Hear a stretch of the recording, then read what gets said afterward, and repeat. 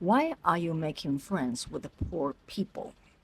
Now, that was one very interesting statement. One of my best friend's boyfriend told her. At that time, at the moment when I hear that, I feel disrespected. I thought her boyfriend have no class. So disrespectful. But now, a few months later, I've grown. I understand why they say that. So, what does poor people mean? That means someone that is not successful, someone who's lazy, someone who didn't try their best. That's my understanding of why her boyfriend is saying that, other than the lives, the quality of lives between the really rich people and the average people. There's obvious difference in between the price of the meals that they're taking. They're not going to treat you every single time you hang out with them. So you're definitely not going to be in the same circle. That's for sure. But I think the deeper meaning is that he didn't want to spend time with the people who are not trying their best with their lives. That's the perspective I understand now. Let alone feeling being insulted at the moment. Couple months now later, I've really grown. I understand the statement. I understand the sentiment. I really do. Like for me personally, when I choosing friends that I want to get close to, they are usually much better than me. All the friends that I have right now in my life, they are in all levels are better than me in some ways, so that I can learn from them. And that's why I want to be their friends, not only just because they are nice to me, they take care of themselves, they're good people, but most of all, I am good friends with the good friends that I have simply because there's always something that I can learn from them. So that's why I say the sentiment I can understand now. Why my girlfriend's boyfriend says, "Why are you making friends with the poor people? Why, babe? Why are you degrading yourself with the people who are not working hard with their lives?" Now I understand that. Now I don't feel insulting anymore. Now I understand the perspective and I respect that. But that's not going to affect the relationship I have with my girlfriend.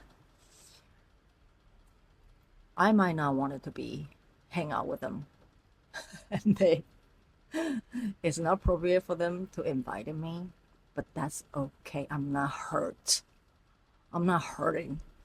I didn't cry over it. I didn't cry over it. Instead, I try to get some new perspective from the people who have achieved more in their lives. How do they see the relationship they want to have in their close circle? So now I understand. I don't feel exalted. I feel like, yes, there's so much more that I can do, and I am on my own journey and my own path. And I am still going to carry on with my own pace without shame or regrets because this is my life. I live my life the way I know how. And I know that I'm going to get better. Maybe not $1 billion better, but I know I'm going to be better every single day. And that's my rich. Not only that I don't hold any grudges about the expression, the sentiment of why are you making friends with the poor people, babe? But now I'm seeing the other side too. Just because he's ultra rich, like very, very rich, I think $1 billion rich, with a Rolls Royce class, right? So now 2 years later, he didn't see my friend as worthy of being his company as well. So that's a one very interesting perspective of some of these very successful rich people. You cannot just try to be a part of their lives to prove your own values. I think you're gonna have to have your individual identity for them to not look down on you. That's something that's down on me when I hear about their relationships are not going well. From a female perspective, I always thought that it if I'm the guy that's very successful and being able to support for the family, I should be very proud being able to provide for my family, for my girlfriend, for my wife, stuff like that. But not every rich people think that way. Trust me, they don't. Not all the successful people think that way. I think they get born looking after you, taking care of you. It's very, very interesting because I haven't reached that level of success and being wealthy, so I don't know what it feels like to always have to provide for the people around you. I think it's a mutual understanding that nobody wants to carry all the weight on their shoulders. That's understandable. But being mean and disrespectful, that's other thing. That's some other issue. Maybe someday when I get rich, I can come back and tell you how I feel about having have to taking care of all the people around me just because I've made it. I'm rich now. I'm capable. Besides feeling proud and useful, what other things do I feel to have to taking care of all the people around me? I don't think that's going to be a good feeling, right? Interesting. It somewhat almost feels like being taken advantage of, right? I remember hearing this story on YouTube, one of Jay-Z's interview. He was talking with Kevin Hart, and he was talking about he went home for the holidays, and one of his cousins won 4,000 from him to start a new business. And Jay-Z said, no, no, I'm home for the holidays. I'm not home for this. And at the time, I instantly understand it. And if you think deep, he went home for the holidays. He won easy breezy, relaxing time during the holidays, and the people around him just can't stop asking him for favors and money. Of course, that's going to be a no. Maybe in other occasions, if you ask with a well thought out plans, that might work. But at the holidays, asking for money, no. How funny it is when we change perspective, we can suddenly understand why people with different identity in a society, they can still feel being used and hurt, even if they had a lot. To be able to afford being used and hurt,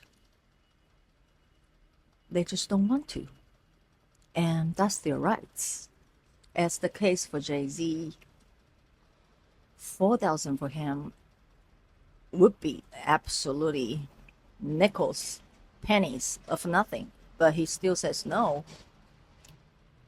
And his cousin just complains that you don't trust my vision, you don't trust my dreams.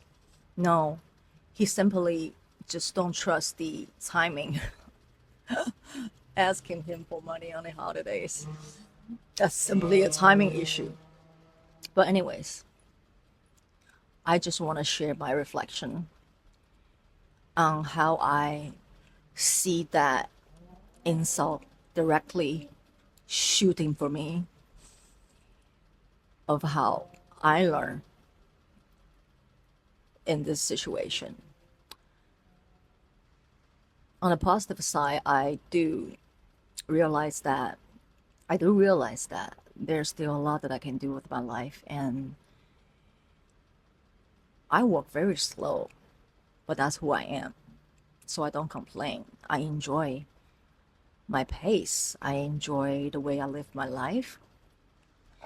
And I'm not going to cut off my friend simply because her asshole boyfriend said that you shouldn't make friends with poor people.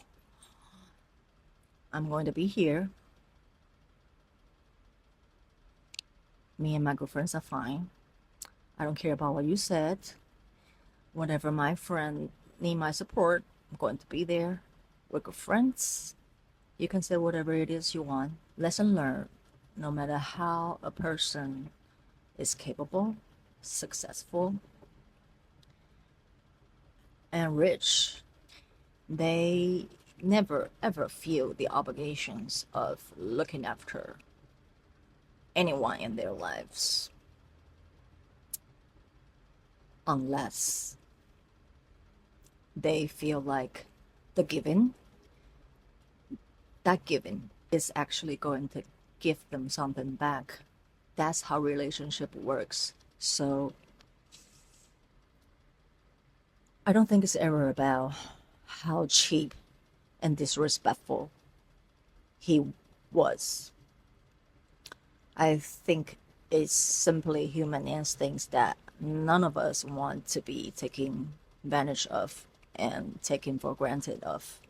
None of us, rich or poor, in any relationship. That's very understandable, and I respect that. So, yes, no one owes you anything in life. If there's something that you wanted, you better go get it because nobody likes to help. Most of them, to say the least. And don't feel bad. Just accept the fact that everybody wants to be treated fairly.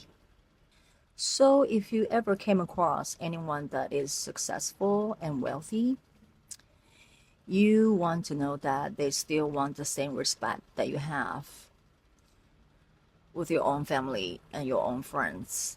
They don't like being taken for granted just because they're capable and they're wealthy.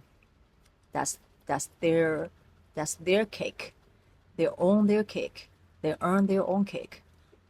That's their hard work. That's their efforts. They can pick and choose who they wanted to help out with, who they wanted to do in business with. They don't have to accept your request or demanding in any shape or form. They are not responsible for your dreams and goals. You are the ones who have them. So you better find a way out to make that happen. No one owes you anything. So I'm leaving this topic with a very deep understanding of how we all should keep trying the waters of our own potential. We can all do more. We can all have more. But it essentially comes down to what our values and beliefs in life. What do we want our lives to be? To find yourself, to understand yourself, is very important. That keeps you from feeling hurt, interacting with anyone around your life. We need to learn a good portion of ourselves and what we want in life. That's the only way we can stand up proud, joyful, to keep pursuing the happiness, the health, the wealth we're demanding in our capability, and maybe even more. It's all up to us. I appreciate the listened, sentiment understood. I accept that. And I'm going to keep pushing in my own life as well, trying to be better, no matter how better that is going to be defined in my journey. That certainly will always be something that I wanted to do, just to try to get better, become a better version of myself each and every day. And that's a enjoyable journey of life for me. When you're losing, you cannot control, but what you can control is the mindset of always being curious and being hopeful about the future, and to always have something new to do, something new to try, to see the possibilities with all the direction that we might get on later on with our journey. I appreciate myself and I appreciate my life and I appreciated the lesson. I'm just going to keep going and have a joyful life.